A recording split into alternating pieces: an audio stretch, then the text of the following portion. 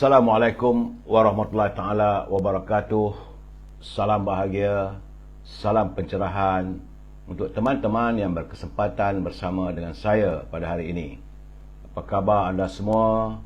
Doa saya agar anda sentiasa sihat walafiat.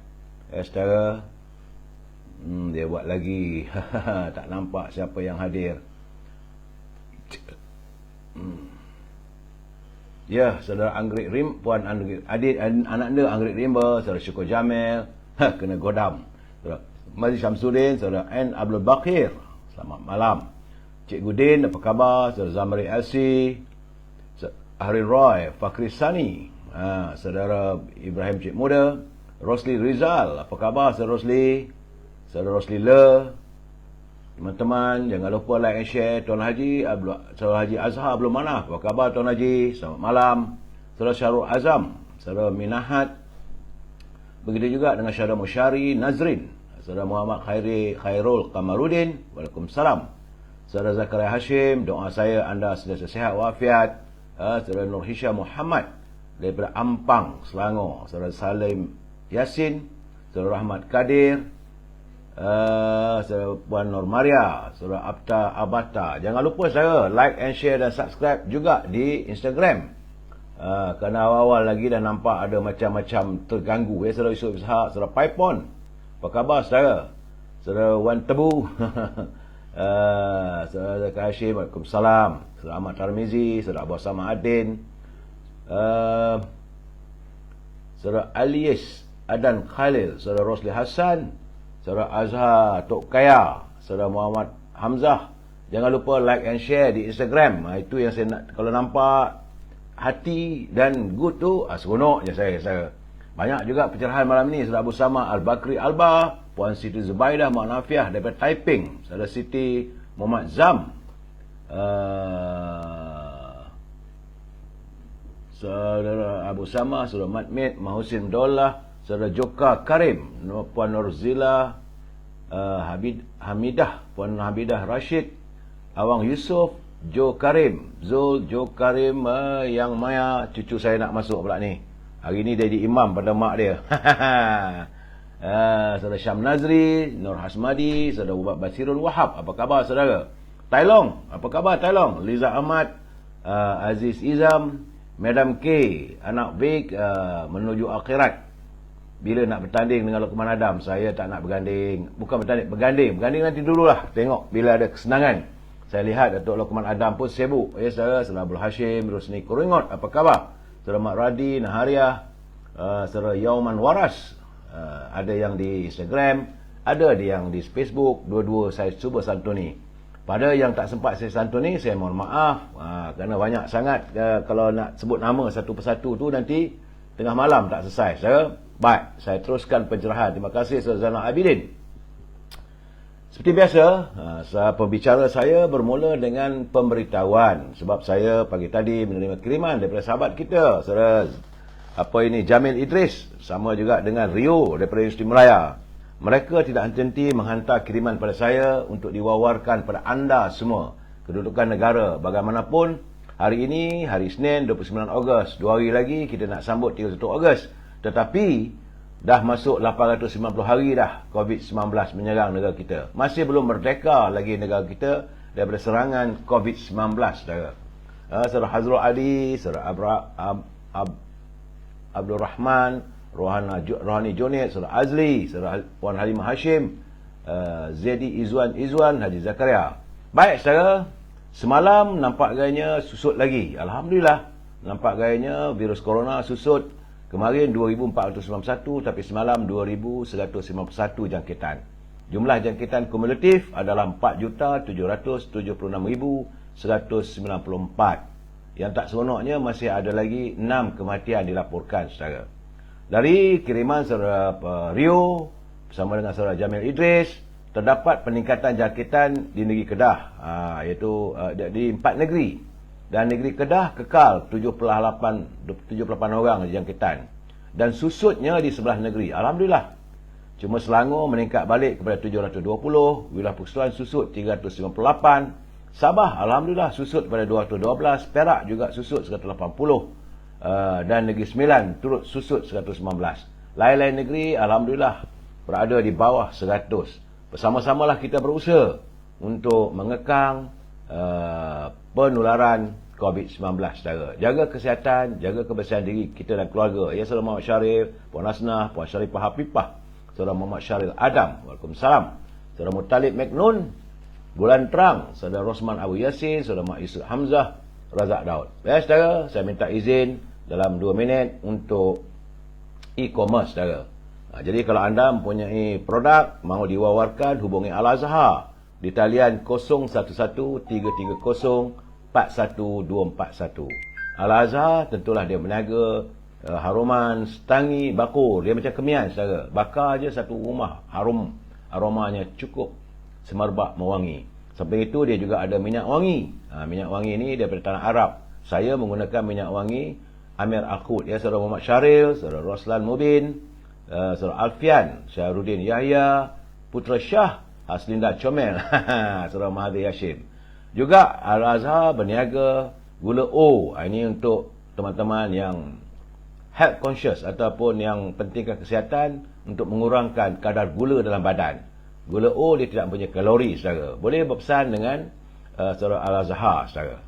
Juga jangan lupa boleh juga menghubungi Siti Farehah di talian 017-711-4300. Berhubung dengan Al-Azhar dengan Siti Farehah, jangan lupa dendeng manis Siti Farehah. Untuk teman-teman di Lembah Kelang, bolehlah berhubung dengan Syauqi di talian 012-357-5703 untuk mendapatkan bekalan buah-buahan harga murah dan grade AAA.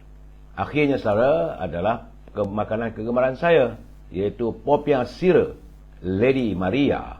Popiah sira Lady Maria pedas, rangup dan manis. Sesuai untuk kita makan sambil kita melabun. Macam-macam keripik juga, saudara. Harga murah, mampu beli, mampu rasa, hubungi Nizam di talian 019-435-1203. Itu saja e-commerce kita, saudara. Kita masuk segmen naluri kehidupan, saudara.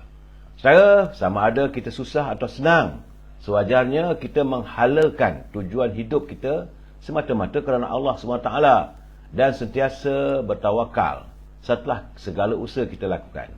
Bagi mereka yang masih lagi tidak kaya raya, masih lagi hidupnya sukar, nak katakan miskin tidaklah, tapi masih lagi susah, saat kita menghadap hidangan yang seadanya, cukuplah kita bersyukur. Kerana sekurang-kurangnya Allah SWT tetap memberi rezeki untuk mengisi perut kita, saudara.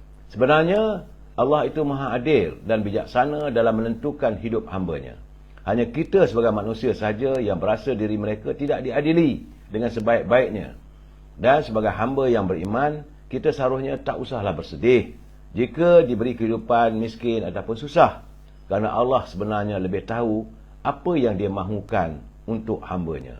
Hari ini, ramai yang tidak menyedari bahawa hidup susah atau senang itu sebenarnya ujian Allah. Bagi yang beriman, mereka lebih suka memilih hidup yang syarat dengan ujian. Ini kerana dengan cara ini jugalah mereka akan dapat melakukan muhasabah diri dan bimbang akan lupa diri jika hidup dalam kesenangan. Justru, ramai dalam kalangan para sahabat Rasulullah SAW memilih cara hidup yang penuh dengan ujian, saudara.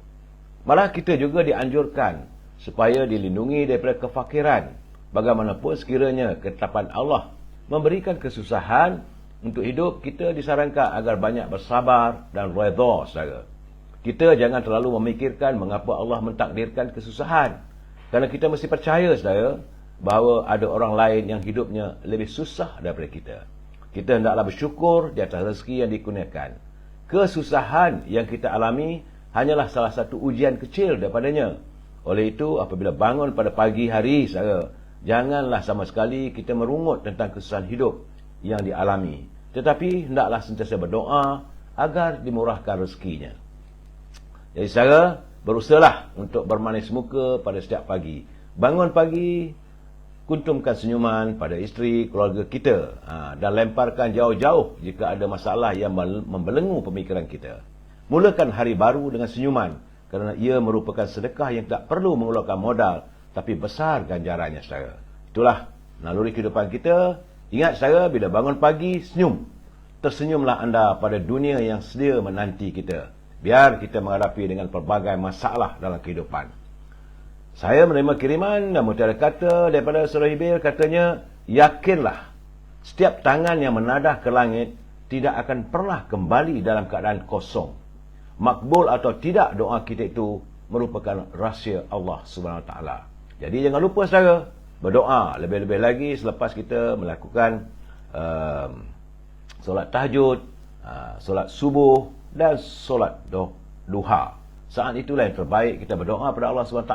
Ingat saudara, kita harus yakin setiap tangan yang menadah ke langit tidak akan pernah kembali dalam keadaan kosong. Makbul atau tidak doa kita itu, ia merupakan rahsia Allah SWT. Terima kasih Cikgu Hibil. Bagi saya, ini kata-kata mutiara untuk pegangan daripada kita. Kita ingatlah saudara, hidup ini sementara cuma. Jadi sebab itu, jangan bermusuh, jangan marah ke orang. Orang nak kata, kita katalah.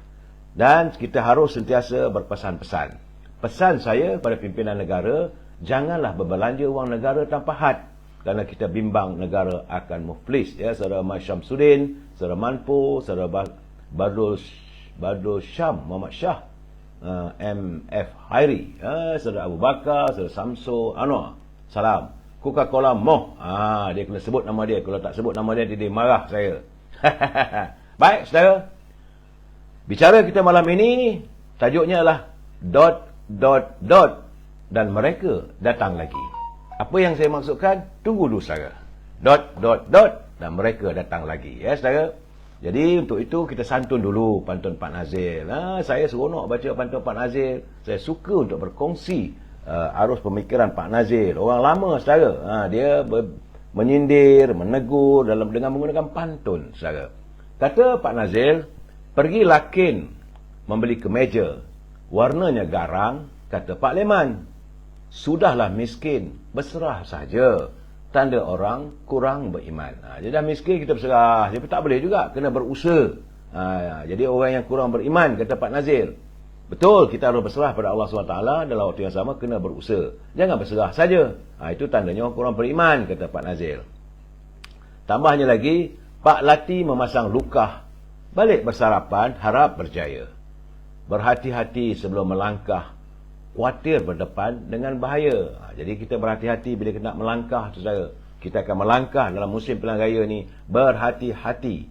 Kerana kita khawatir berdepan dengan bahaya. Terima kasih Pak Nazil atas kiriman pantun daripada saudara. Jangan lupa saudara, kita masuk bab gedung ilmu. Kita memperkatakan tentang pemikiran daripada Allahyarham Pak Zakbar, yang merupakan seorang tokoh pemikiran Melayu abad 20 saudara. Ini saya petik daripada buku kiriman Tan Sri Johan Japar yang diterbitkan oleh Dewan Bahasa, berjudul Perangai Bergantung pada Diri Sendiri. Kita dah masuk bab yang ke-30 ni saudara. Kerana menurut Allahyarham Pak Zakbar, perlu kita sedari bahawa Allah amat membenci dengan manusia yang hanya mengikut atau bergantung semata-mata kepada takdir secara membuta tuli. Bagi mereka yang masih berdegil, perlu menginsafi kehidupan dan derita kehidupan yang dialami bukan datangnya dari orang lain, tetapi adalah atas sikap serta tindakan kita sendiri. Itu teguran lebih dulu lagi. Allahyarham Pak Zakbar menegur kita. Jadi kerana mereka tidak mau berusaha dengan hanya meletakkan impian maupun harapan semata-mata, kononnya adanya bantuan dari orang lain. Bagaimana mampu untuk kita merubah kehidupan dari susah kepada senang, daripada miskin untuk jadi kaya, semata-mata hanya bergantung pada orang lain. Tiada dalam catatan ditemui pengemis itu mampu menjadi jutawan tanpa adanya usaha dan tindakannya sendiri untuk memajukan dirinya. Timbangan akal fikir kita menuntut agar kita menjauhkan diri kita dari hanya lalai dengan pujuk rayu atau belayan perasaan semata-mata. Malahan amat malang andai kita terus berada di alam fantasi, mengimpikan sesuatu yang indah tanpa sebarang usaha dilakukan oleh diri kita sendiri. Itu apa kata bini Allahyarham Pak Zakbar. Oleh itu katanya, bangsa kita, bangsa Melayu ni pasti terus berada dalam situasi yang amat sukar untuk menyaingi kaum yang lain. Andainya kita semua hanyut dalam ungkapan kata-kata kita akan kaya, kita akan maju, semata-mata tanpa adanya usaha dilakukan oleh kita sendiri. Andai kita menjadi bangsa yang hanya menadah dan meminta, pastinya kita tercicir jauh ke belakang berbanding dengan bangsa lain. Ini fikir-fikirlah saudara, teguran daripada orang lama yang saya dapat daripada buku sebut untuk kita hayati bersama saudara. Kita sambung lagi malam besok saudara. Terima kasih Tan Sri Johan yang mengantarkan buku sebut. Baik saudara, sebelum saya memberi pencerahan, seperti biasa saya mesti memberi peringatan bahawa mereka yang menyunting semula live saya ini dan dimasukkan dalam mana-mana segmen ataupun channel setelah disunting masuk, jadi semua itulah tanggungjawab anda. Saya tidak bertanggungjawab sama sekali. Begitu juga bagi mereka yang ada kiriman, menulis dan sebagainya dalam catatan dalam face saya ini, maka anda juga bertanggungjawab. Saya tak bertanggungjawab kerana saya tak mampu untuk memantau ke semua komen-komen yang anda lakukan. Ingat saudara, bahawa kita ada undang-undang, ada caranya, ada bahasanya, ada tertibnya. Jangan kita melanggar ketetapan yang telah pun ditetapkan oleh Kementerian Penerangan, iaitu di bawah Akta Komunikasi saudara. Berhati-hati saudara ya. Saudara Roslan Arifin, salam dari Melaka. Waalaikumsalam saudara Roslan. Saudara Abdul Halim Abdul Hamid, saudara Zaidi Muhammad. Lawan sehingga UMNO Kuyup. Lawanlah saudara, tak ada masalah saudara Zaidi. Saudara Muhammad Fadilah, saudara Sinah. Ni macam mana ni? Sinah siapa mencuri? Tak tahulah saya. Saya minta anda jangan bergaduh dalam bual saya ini. Boleh menukar, memberi pandangan, tapi tak perlunya bergaduh saudara. Sebab itu saya beritahu anda bahawa ruangan saya ini adalah ruangan pencerahan politik yang semata-mata bermatlamatkan untuk memberi informasi. Kadang-kadang adalah sedikit komen saya. Jika saya beri komen anda tak setuju, tidak ada masalah. Sebab prinsipnya kita mesti bersetuju untuk tidak bersetuju. Itu prinsipnya. Apa yang saya lontarkan, kalau saudara tidak bersetuju, tidak ada masalah. Kalau saudara bersetuju, alhamdulillah. Itu saja saudara. Kalau rasa nak berbincang apa buat, sila hantar kiriman. Asalkan gunakan dalam bahasa yang harmonis. Kerana kita adalah warga cinta damai. Tak begitu Puan Norani Adnan, saudara Dilef, saudara Kamal Arifin, Bisnu Manis dari Kuching. Terima kasih saudara Bisnu. Saudara Azhar bin Muhammad Ali, Samit Go, you know, we know. Iyalah tu. Saudara Seri-Seri, kenapa tak bubar parlimen? Wallahualam. Kalau saya ada, saya dah lama bubarkan. Kalau saya jadi Perdana Menteri, saya bubar setiap bulan saudara. Kan keseksa jiwa nak apa ni. Baik saudara, sebelum saya meneruskan pencerahan ini, saya melaporkan kedudukan cuaca kita. Saya minta anda yang tinggal di kawasan-kawasan yang selangsa banjir, berhati-hati sebab suasana sekarang ni, cuaca sekarang ni dalam keadaan yang agak merunsingkan. Awal pagi, sinar mentari terang benderang. Masuk saja ber-12 tengah hari, pukul 1, dia mula sejuk dan hujan. Begitu juga di kawasan perumahan saya ini, petang tadi hujan. Rasanya dingin, sejuk. Kita ni orang lama ni rasa sengat-sengat tulang. Jadi kepada teman-teman yang seusia dengan saya, yang usia lewat ataupun warga emas, jangan lupa bila nak tidur nanti pakailah stokin. Ataupun pastikan ada selimut tutup kaki. Sebab bila kaki kita sejuk, kita mudah rasa krem. Ini peringatan saya pada teman-teman ya saudara. Baik saudara, kita bermula dengan menyantuni titah. Titah tuanku. Saya sebagai warga jurnalis dulu, sok khabar saya dulu, apa-apa ada titah sultan, itu yang diutamakan dulu. Jadi jangan kita membuat berita lain dulu. Jangan. Titah tuanku perlu disantuni. Kerana dulu yang Majlis Islam Perak, Sultan Nazrin Mizuddin Shah, baginda bertitah. Kata titah baginda, hakim perlu menghindari sebarang bentuk keraguan, selain perlu bebas daripada sebarang pengaruh maupun tekanan, agar menjadi simbol dalam memastikan kredibiliti dan kewibawaan institusi kehakiman terjaga. Itu titah baginda tuanku. Baginda bertitah, penghakiman yang telus menggambarkan sistem keadilan yang berwibawa dan tidak dibayangi dengan perasaan gusar dan gentar pada sesiapa. Memandangkan dalam sistem keadilan, seseorang hakim adalah watak penting serta mempunyai peranan besar. Itu titah baginda. Sejarah membuktikan bahawa Rasulullah SAW mengiktiraf dan memberi ruang kebebasan kepada sahabatnya, iaitu Mu'az bin Jabal, yang diutus sebagai wakil ke Yaman untuk berijtihad dengan kemampuan ilmunya dalam menjatuhkan hukuman. Sekiranya sesuatu perkara itu tidak terdapat dalam Al-Quran maupun As-Sunnah, dengan baginda tidak mempengaruhi pemikiran Mu'az dalam berijtihad atau campur tangan dalam penghakimannya. Itulah titah baginda tuanku, Sultan, yang mengharapkan agar hakim bebas daripada sebarang tekanan dan melakukan menjatuhkan hukuman dengan mengikut pemikiran yang adil. Saya berpegang kepada no one is guilty unless is proven by the court. Saudara, daulat tuanku, patut menjunjung kasih atas kiriman kenyataan duli yang mulia tuanku.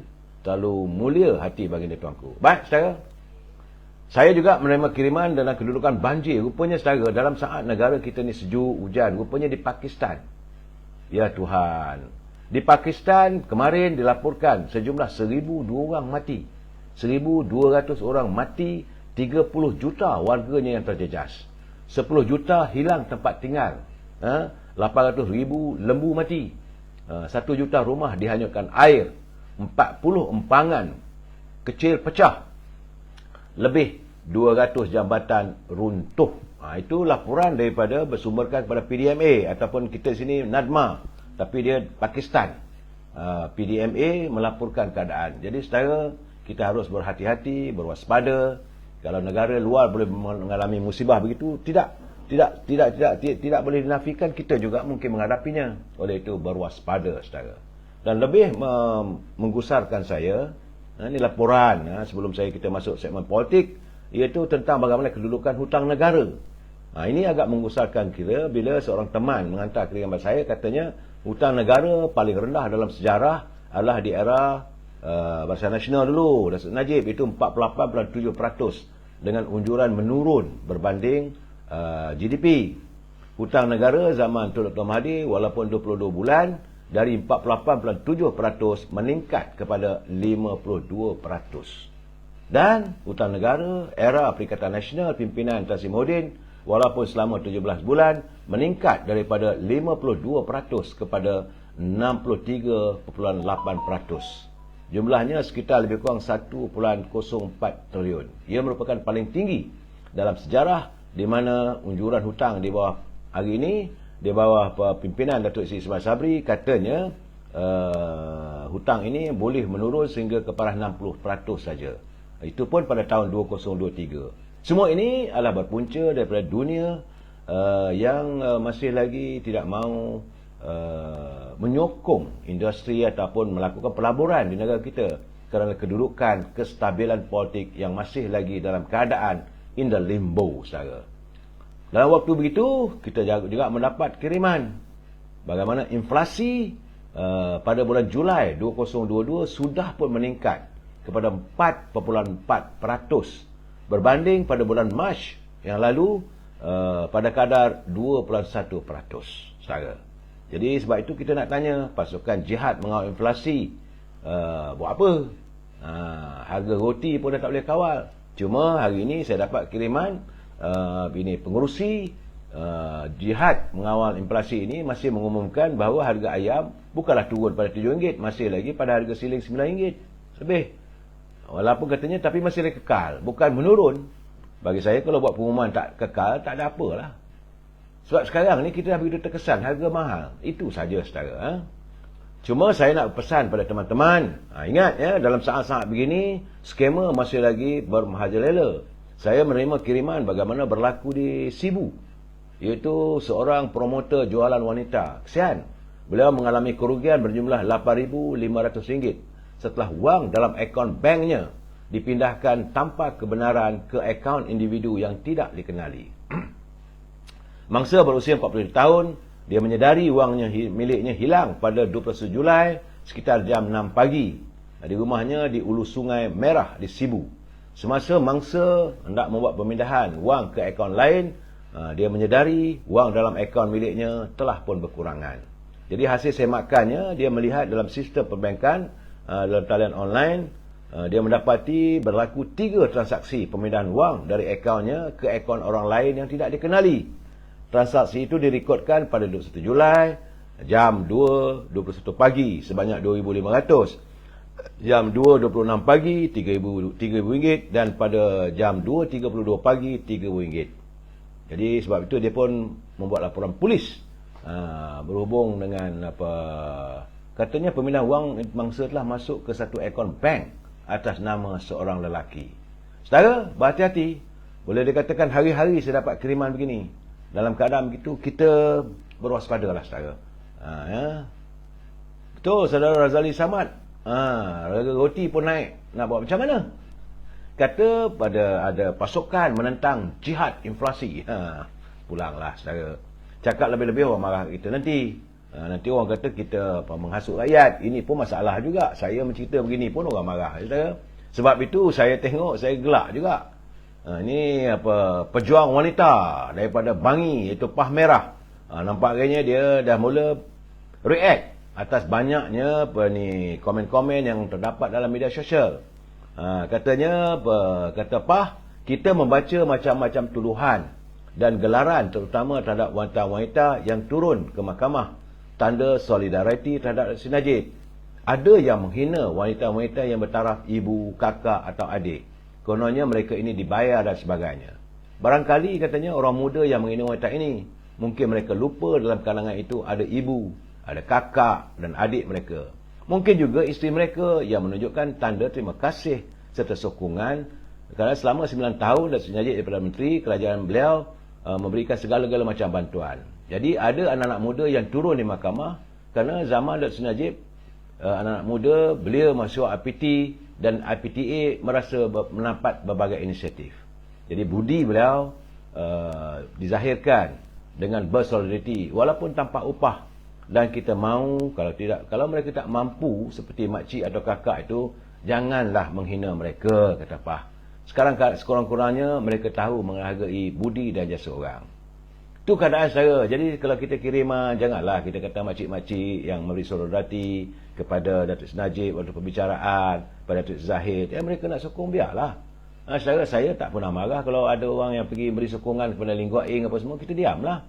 Buat apa nak kita kata bayarlah, dapat dedak lah. Tak baik saudara untuk kita menuduh. Makcik-makcik ni juga mungkin kakak kita, kakak saudara kita, mak saudara kita. Tak baik. Saudara. Cuma Pah bersungut, dia kata semalam di Sekolah Menengah Kebangsaan Shah Alam, surat khabar yang mengandungi 15 muka surat berhubung dengan laporan kes Datuk Seri Najib Razak diberi dan diedarkan secara percuma kepada semua murid-murid sekolah. Apa motifnya? Takkan nak ajak anak-anak sekolah ini berpolitik? Ini keadaannya di Sekolah Menengah Kebangsaan Shah Alam.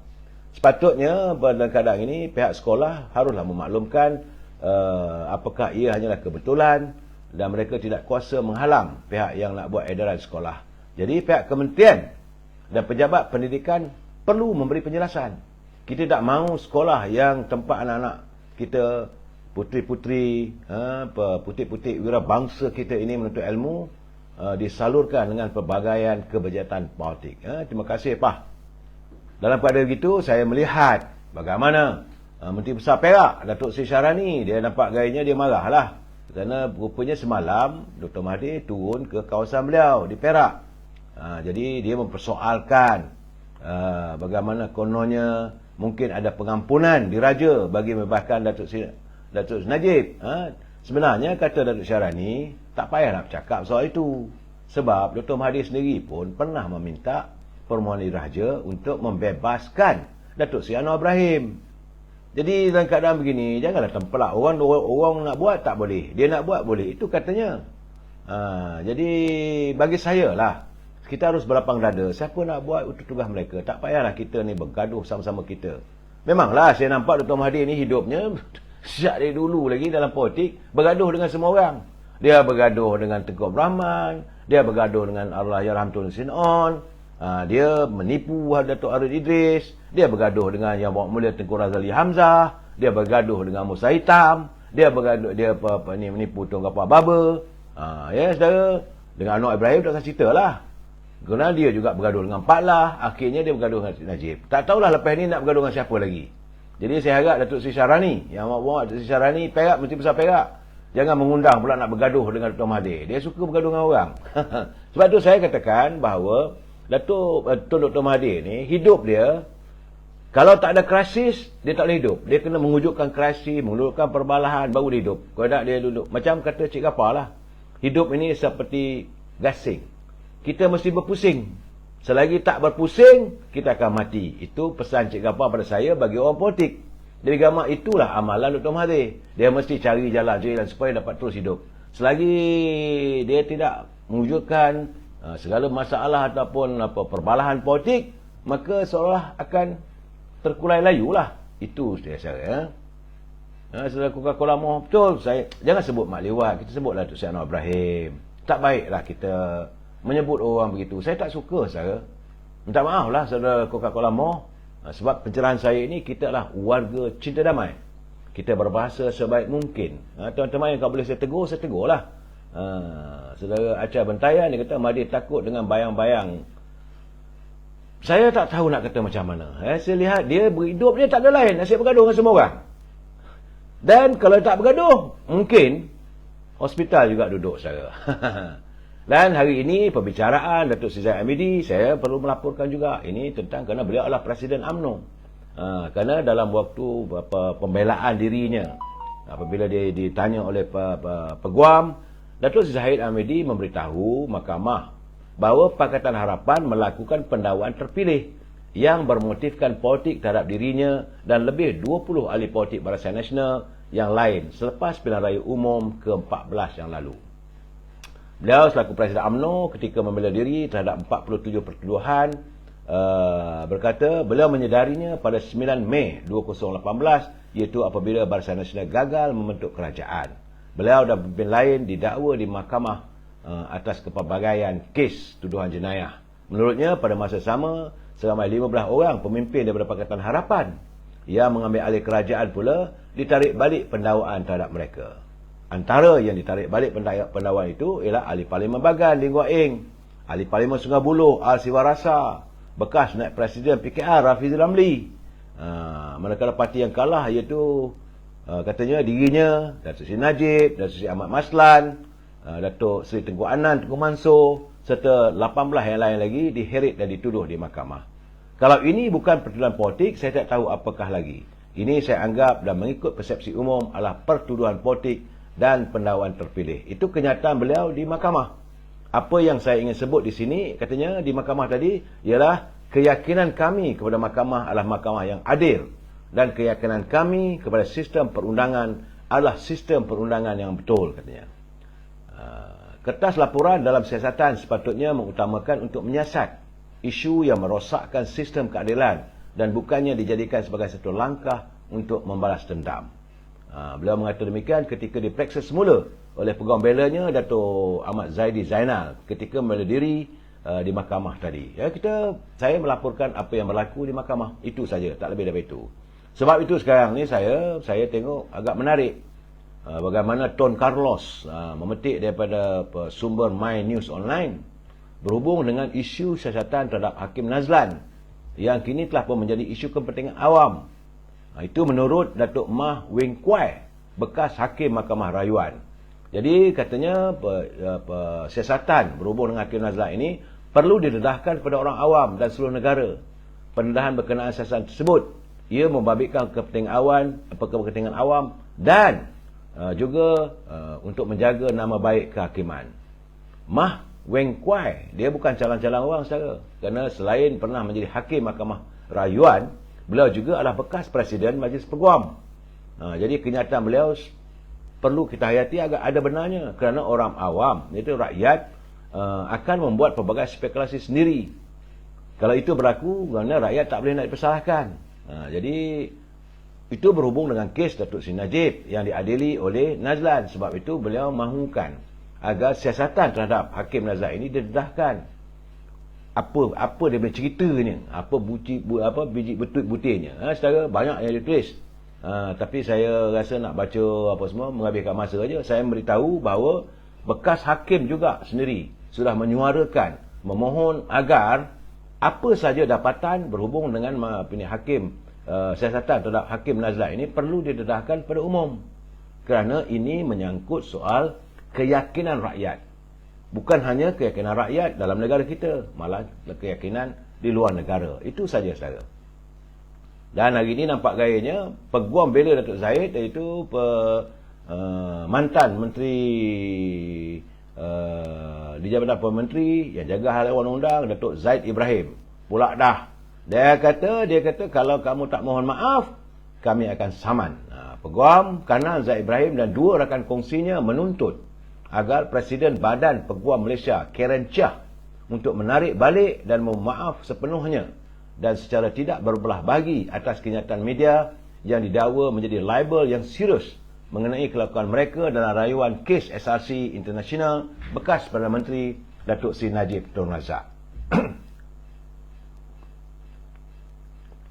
Saudara Zaid Ibrahim, Liu Teck Huat dan Ruben Matiawan berkata mereka akan memulakan tindakan undang-undang terhadap Chia jika beliau tidak menarik balik kenyataan itu dan memohon maaf sebelum 2 September. Dah pula.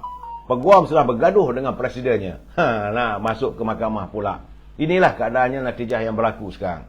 Sebab kata Datuk Zaid Ibrahim, dia kata kenyataan yang dilemparkan melalui yang dilaporkan dalam The Age, Melaymare dan The Star, kata Zaid Ibrahim adalah secara palsu dan berniat jahat.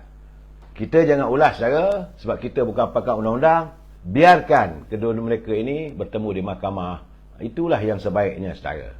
Cuma hari ini yang saya tidak senang, saya tak suka bila mendengar atau mendapat berita tentang adanya ugutan terhadap orang-orang politik.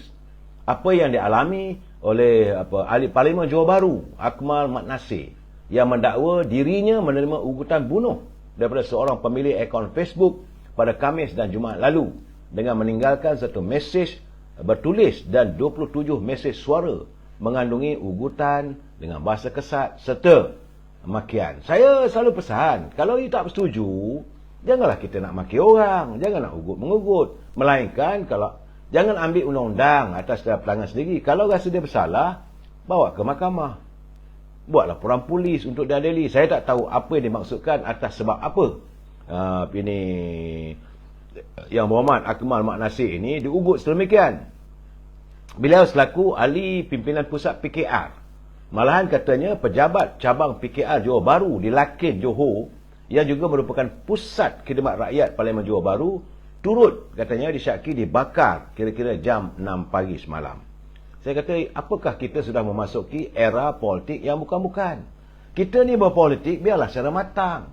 Bukan ugut-mengugut, bukan pukul-memukul. Politik is the art of deceiving. Saudara mempunyai ideologi saudara, lontarlah kepada rakyat. Hakimnya lah rakyat. Kalau kita tak setuju, katakan kita tak setuju. Tapi memang tak setuju. Kerana menurut saudara Akmal, berdasarkan rakaman kamera litar tertutup CCTV dan tinjauan di lokasi, kejadian itu dipercaya itu tentang kebakaran itu perbuatan khianat dan sabotaj terhadap 5 tayar yang dikumpulkan di hadapan pintu pejabat sebelum api dinyalakan. Cuma saya tak setujulah kalau saudara Akmal ni dia tuduh kata ini orang Barisan Nasional. Dia tak betul. Biarlah pihak polis. Bagaimanapun beliau telah membuat laporan pada pihak polis dan kita mengharapkan agar pihak polis, sementara itu Ketua Polis Daerah Johor Bahru Selatan ACP Raut Selamat ketika dihubungi mesahkan ada menerima laporan berhubung 2 kejadian tersebut. Silalah, biarlah pihak polis menyiasat. Kalau mereka yang bersalah, dibawa ke muka pengadilan. Cuma kita jangan tuduh-menuduh. Dan saya harap, saya minta warga UMNO khususnya, kita berpolitik secara matang. Marah macam mana pun kita boleh luahkan, tapi bukan dengan ugutan. Secara kita negara yang aman damai. Tak usahlah kita mencetuskan suasana yang tidak baik. Ini apa nasihat saya. Sebab itu saya tengok ini saya nak baca pada saudara ni mesej daripada kawan-kawan. Saya terima banyak mesej saudara. Tapi saya kata saya malah nak baca mesej ni. Nakal sikit mesejnya saudara. Ini mesej ni satu sahabat saya, Dr. Fauzi. Ramai orang nama Dr. Fauzi. Itu saudara. Dia tulis, dia kata, I don't see Pak Mael nak buat parlimen dalam masa terdekat. Oh, itu argument dia pada saya lah. Sebab saya bercakap bahawa parlimen akan dibubarkan dalam waktu terdekat. Dia kata sebab paling simple, dia kata Pak Mael bukan presiden parti. Jadi dia tak boleh nak sign watikah untuk calon PRU. Sebab ada orang keliling Kelalang, Pak Main ni nak jadi wakil rakyat ni, takut, gusar, mereka tidak akan mendapat watikah. Jadi, kerana kuasa itu masih lagi berada dalam tangan Presiden UMNO. Jadi, game Pak Main sekarang katanya simple.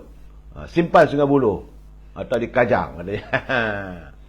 Jadi akhirnya Wak Jahid dan beberapa MKT UMNO akan disimpan. Saya kata ini tak betul tu. Ugut-mengugut tu tak boleh begitu. Kerana kalau pun ditinggalkan, katanya kalau Pak Mat kalau ini yang tinggal ini Tok Mat. Bila Tok Mat pula boleh diugut. To the line or I will send you ke dalam tu. Jadi ahli UMNO ni katanya senang. Siapa yang ada kuasa dia orang akan sokong. Now Pak Mat has the power. Pak Mat tu maksudnya yang awak Perdana Menteri lah. Ini kiriman kepada saya. Saya elok kita kongsi apa yang saya dapat. Jadi dia kata dalam keadaan sekarang ni Pak Mat ada 72 menteri yang masih sayang nak lepaskan jawatan. So Pak Mat ada solid support untuk tidak bubarkan kerajaan dan mengadakan PRU. Itu kata dia lah, argument daripada saya. Dr. Fauzi dia beritahu saya, dia pandangan dia lah. Kemudian katanya Pakatan Harapan pula not in a hurry to have PRU. Lebih-lebih lagi PKR yang baru lepas settle urusan kepimpinan setiap negeri. Dan jentera pun baru nak bergerak. So, Pak Mai has all the time in the world untuk tidak layan ugutan UMNO. Kerana katanya 72 kursi parlimen yang dia ada, campur dengan 92 daripada PKR, DAP dan sebagainya. Maka Pak Mai ada 164 sokongan katanya. Jadi, Pak Mai boleh tidur dengan selesa sampai end of the term. Jadi ini dia hantar kiriman yang merapu, yang meracau ni Wak Jahid dan macam-macamnya. Pula dah. Sebab dia tengok Jibun, maksudnya Datuk Seri Najib lah, dah masuk ke dalam. Jadi tapi saya tak setuju lah kalau dia kata itu pun Pak Mat pun ada strategi dia. Jadi teman sahabat saya ni seorang peguam juga, masing-masing hantar kiriman saya senyum, saya tengok. Saudara Faisal, dia kata dia ingat Bibi Datuk Seri Zahid ni boleh selesai ke sebelum Julai? Boleh ke katanya? Jadi apakah perbicaraan Datuk Seri Zahid ni boleh selesai sebelum Julai ataupun hujung tahun? Sebab apa-apa keputusan mahkamah tu ada dia punya step by step. Bukan boleh selesai untuk tahun ni, saya katakan setahun belum selesai lagi kalau perbicaraan. Jadi pandangan pula sahabat saya dia baru terima datuk. Dia dapat baru terima datuk daripada Melaka. Dia kata, saya kira ini pandangan yang straightforward. Hanya nak buat sedap hati mereka saja. Jadi itulah sekarang ni kedudukan di kalangan teman-teman saya yang membicarakan soal pilihan raya ada tak ada? Ada tak ada? Saya kata dah jadi macam roti biskut ada sekejap ada, sekejap tak ada. Ada tak ada, sekejap tak ada saudara. Bagaimanapun saudara, ini serius. Tadi hanya WhatsApp untuk kita gelak-gelak, kita tengok kawan-kawan, itu antara kiriman lontaran teman-teman yang mengantar kepada saya WhatsApp. Hari-hari begitulah keadaannya saudara. Mereka bercakap soal pilihan raya bila ada ke tak ada ke, macam chip small lah. Biskut chip small. Sekejap ada, sekejap tak ada. Bila ada mesyuarat majlis tinggi, ada. Habis mesyuarat, tak ada. Tak tahulah. Terpulanglah pada Datuk Seri Aswar Sabri bila tarikh yang dipikir sesuai. Bagaimanapun. Ini serius. Apabila rang Undang-Undang Perlembagaan Pindaan nombor 3/2022 anti lompat parti telah pun dipersembahkan kepada Yang di-Pertuan Agong Sultan Abdullah Riyatuddin Al-Mustafa Billah Shah untuk diperkenankan dalam masa terdekat. Sebab mana kita kata saya, selagi undang-undang anti lompat ini tidak terlaksana, susah juga nak adakan pilihan raya.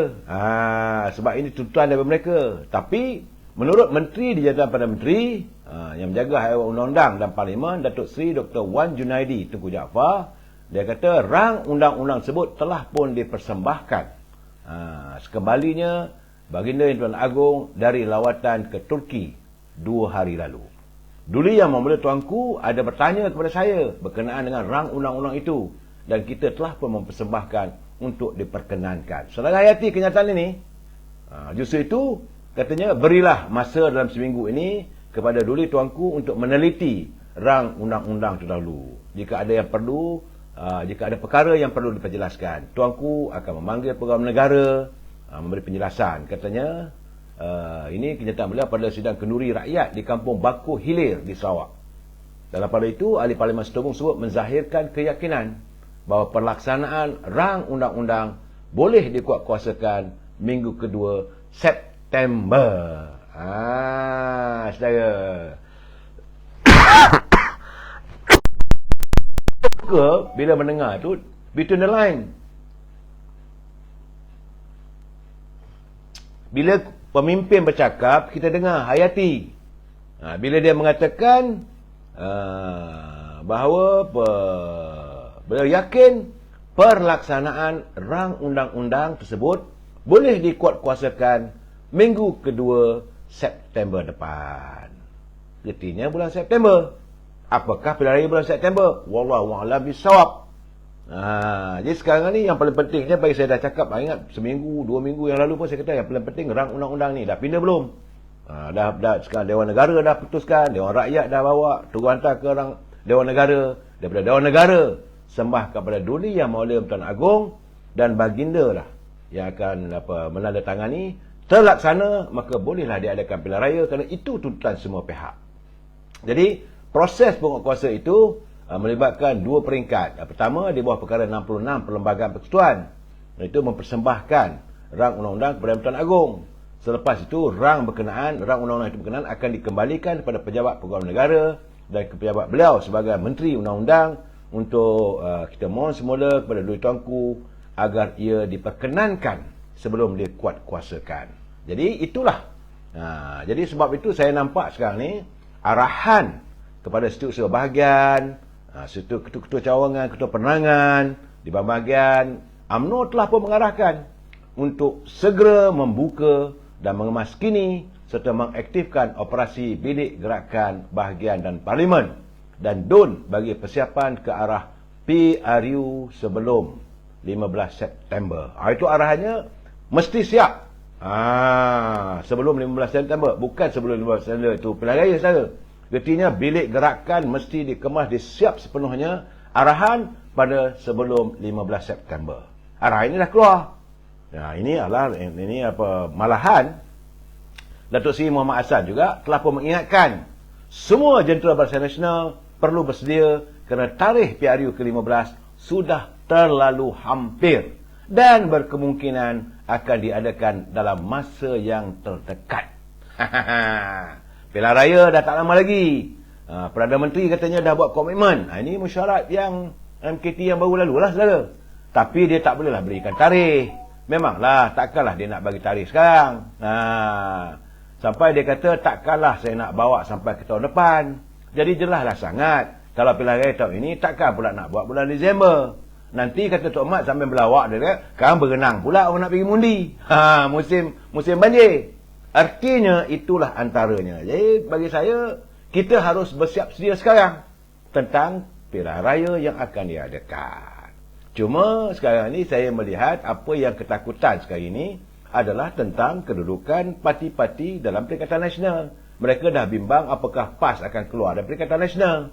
Kalau PAS keluar dari Perikatan Nasional, terkotang-kantinglah Perikatan Nasional antara gabungannya iaitu parti PBBM dan Parti Gerakan.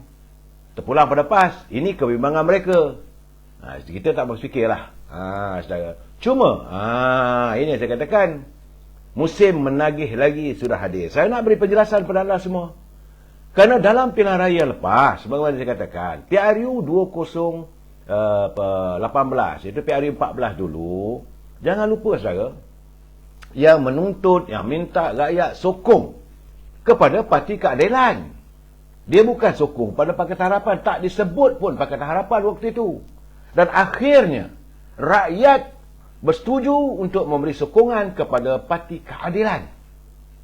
Parti Keadilan lah yang menumbangkan UMNO Barisan Nasional. Ini fakta, jangan sesiapa menafikan. Cuma, kita keheranan. Saya dah bercakap lah, sebab itu hari ada satu live. Saya buat dengan seri SCC live saya dengan Dato' Dola Saning, Sembang Hangit. Saya katakan bahawa PKR dikhianati sebagaimana UMNO dikhianati. Apabila dah menang pilihan raya, tiba-tiba orang yang sedikit dapat undinya atau kursinya Pakatan Harapan, iaitu parti PBM, hanya menukar nama kepada Kerajaan Pakatan Harapan. Dan orang daripada Pakatan Keadilan pula bersetuju. Ini yang saya hairan. Pimpinan dalam Parti Keadilan bersetuju. Termasuklah Datuk Wan Azizah. Datuk Seri Anwar Ibrahim masa itu masih lagi behind the bar. Baru saja mendapat pengampunan. Saudara, jangan lupa ini tentang kedudukannya. Jadi, yang minta sokongan daripada rakyat adalah Parti Keadilan. Hari ini mereka datang lagi. Minta lagi sokongan. Jadi saya berbual dengan kawan-kawan tadi. Saya pergi makan apa semua tadi. Saya berbual juga dengan teman-teman yang lain. Mereka berkata berapa banyak kalilah Parti Keadilan nak minta sokongan daripada rakyat. Rakyat dah bagi sokongan. Jadi anda membuat kesilapan untuk percaya pada Dato' Mahathir, letak Dato' Mahathir sebagai Perdana Menteri dan wujudkan Kerajaan Pakatan Harapan. Itu bukan salah rakyat. Kita tidak bersalah. UMNO pun tidak harus dipersalahkan sebab kita menerima kekalahan di tangan Parti Keadilan. Ini kena jelas, saudara. Bahawa bagaimana mereka nak mengatakan sekarang ini UMNO merosakkan Pakatan Harapan. Yang mewujudkan Pakatan Harapan adalah mereka sendiri. Di kalangan pemimpin mereka yang bergelar ahli parlimen. Yang mendapat sokongan daripada rakyat. Jadi siapa menipu rakyat sebenarnya? Orang yang bertempik ke seluruh negara. Berilah keyakinan kita banyak isu lah. Isu YMDB, isu change bagaimana. Dan minta supaya rakyat menyokong Parti Keadilan. Soalnya mereka bergabung ke tak bergabung, that is not the issue bagi saya. Isunya pilihan raya PRU 14 adalah Parti Keadilan menentang UMNO Barisan Nasional. Itu fakta. Mereka sanggup bernaung di bawah Parti Keadilan sama dengan mereka adalah daripada DAP, daripada Amanah, daripada PBM. Tetapi mereka menggunakan yang menandatangani watikah setiap calon yang bertanding adalah kawan. Ini kena jelas, saudara. Hari ini mereka minta balik. Minta sokonglah kami lagi. Saya kata, berapa kali nak tipu rakyat ni? Apakah lepas ini nanti, bersama pula, bersekongkol pula dengan parti yang lain, tubuh lagi kerajaan? Sampai bila rakyat nak kena tipu macam ini? Soal tentang Pakatan Harapan, dia nak buat kemah besar, biarkan. Sebab rakyat ada dendam di hati. Saya tidak yakin rakyat akan bersetuju dengan Pakatan Harapan kerana dalam tempoh 22 bulan mentadbir negara hancur berderai, macam-macam berlaku. Saya jangan lupa, saudara. Kemudian daripada Pakatan Harapan berlaku pula langkah Sheraton. Tubuh langkah Sheraton, Tan Sri Muhyiddin pula wujudkan Kerajaan Perikatan Nasional. Tidak mungkin, saya yakin tidak mungkin rakyat bersetuju untuk duduk di bawah Perikatan Nasional kerana tidak mungkin mereka bersetuju terkurung di rumah lagi. Takut nanti kalau Tan Sri Muhyiddin jadi Perdana Menteri, agak bila buat darurat lagi. Duduk di rumah. Bendera putih naik, makan tak ada. Ini kena ingat, saya. Sebab itu saya bercakap dengan kawan-kawan saya daripada Parti Keadilan. Saya kata, berapa banyak kau nak minta? How many time you want us from the people? Daripada rakyat. Kita dah, UMNO jelas. Kita memperkukuhkan kita punya ketumbukan para mengempen, berkempenlah. Buat bilik gerakan dan sebagainya. Tapi kita nyata kepada rakyat, what happened to our country? Selepas 4 tahun, saudara, lepas PRU 14. Hanya kesilapan kena pangkah Parti Keadilan, 4 tahun, sekali pangkah, 3 Perdana Menteri. Dan hari ini keadaan masih belum lagi dapat diperbaiki. Jangan salahkan UMNO. Sebab itu saya melihat sekarang ni, mereka mencaturkan kononnya ini parti yang korup. Situ soal lain, saudara. Sudahlah anda meletakkan tuduhan dan sebagainya. Sebab itu saya melihat. Saya tak bersetuju kalau apa yang berlaku pada ahli parlimen Johor Bahru daripada Parti Keadilan. Saya tak bersetuju kalau mereka melakukan ugutan dan sebagainya. Itu memang bukan kehendak kita. Kita nak politik yang matang. Dalam keadaan kita mahu menyantuni politik yang matang, cuma saya nak bertanya, yang rakyat dah bagi. Sebab itu saya bercakap dengan teman-teman daripada kaum Tionghoa. Dia kata, kita sudah kasihlah ini sama DAP. Dia mau kita punya undi, sudah kasih undi sama dia orang. Tapi bila sudah ada jadi itu member parlimen, apa dia bikin? Dia gaduh sama sendiri. Kita rakyat yang susah. Ini yang berlaku. Saudara Roy Ezro, anda nak kata jangan kata UMNO hancing, tak baik. Jangan sebut perkataan begitu, Roy. You are asking trouble to me. Anda boleh cakap pemimpin-pemimpin kita hancing. Siapa yang hancing sekarang ni? Jangan anda bercakap benda begitu, saya tak setuju. Saya dah cakap, kalau saudara setuju, boleh bersetuju, tak bersetuju pun tak apa. Tapi jangan tuduh yang bukan-bukan, Roy. I respect you as human being. Saya menghormati anda sebagai manusia. Jangan sampai anda menganggap anda itu. Jangan sampai saya menganggap, Roy, you are normal. Jangan kata UMNO kuat menyamun. Jangan fikir begitu, jangan kata begitu. Siapa yang menyamun? Nyatakan satu persatu. Let us argue. Saya pantang kalau orang mengatakan parti saya. Sebab saya tak pernah mengatakan parti yang anda sokong itu parti penyamun. Bukan tak ada kes. Saya, kalau Roy, kalau you sokong parti PBM ke, anda sokong ni apa Tok Saka tu ke, anda nak sokong PAS ke, carry on. Tapi saya tak pernah menuduh parti anda. Anda ni siapa? Anda ni manusia ke apa? Jangan sampai saya mengeluarkan kenyataan yang lebih teruk lagi. Saya menghormati anda. Bila anda tulis dalam ini, saya setuju. Tapi jangan. Memanglah, secara Guardian, saya relax lah, brother. Kadang saya marah apabila anda menyebut rumah orang. Tak baik. Nak berbahas, mari kita bahas. Cuma saya menjelaskan keadaan. Salahkah saya menjelaskan bahawa pilihan raya yang lalu, pilihan raya rakyat memberi keyakinan kepada Parti Keadilan. Full stop. Saya tak kata Parti Keadilan jahat. Cuma saya kata kenapa pimpinan mereka bersetuju untuk melantik Dr. Mahathir sebagai Perdana Menteri. Ini yang jangan nak minta lagi daripada rakyat. You dah buat mistake. Anda pimpinan dalam parti sudah membuat kesilapan untuk menerima Dr. Mahathir sebagai Perdana Menteri dan mewujudkan kerajaan Pakatan Harapan. Okey, pada kita di luar. Ini bagi saya sebagai ahli UMNO, kita memang berlapang dada. Dengan redha hati, ambillah.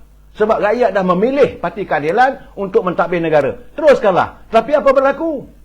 Kesilapan itu bila Parti Keadilan sendiri bersetuju untuk menerima Dr. Mahathir. Dan mereka menubuhkan Pakatan Harapan. Tidak ada seorang pun di kalangan pimpinan Parti Keadilan mempertahankan parti mereka. Kalau ini berlaku dalam UMNO, pasti ahli-ahli UMNO akan bangkit. Kenapa nak pakai tukar 6 orang? Anda dah menumpang di rumah kami. Anda dah berpayung di bawah Parti Keadilan. Ini saya beri gambaran. Jadi saya haraplah nak masuk dalam live saya ni, mari kita argue. Tak ada masalah. Tapi jangan tuduh parti itu. Saya Cokodap Empire Sabah. Saya boleh sabar saudara. Memang saya sentiasa. Tadi pun sahabat saya Datuk Jamil telefon. Dia kata, Tok, dalam buat pencerahan, dia kata umur kita ni jangan laju sangat. Dia kata jaga hati. Dia kata takut nanti tergeliat.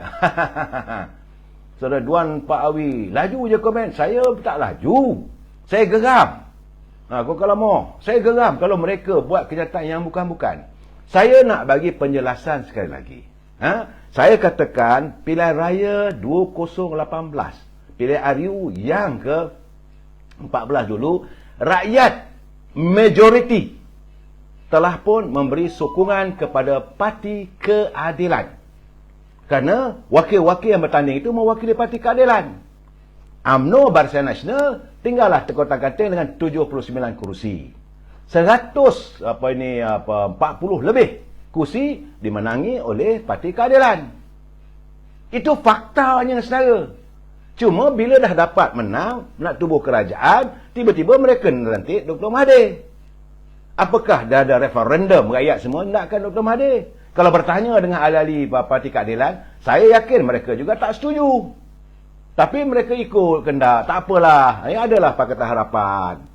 Lepas itu Dr. Mahathir lantiklah Dr. Waizah sebagai timbalan. Timbalan pun jaga hak wanita.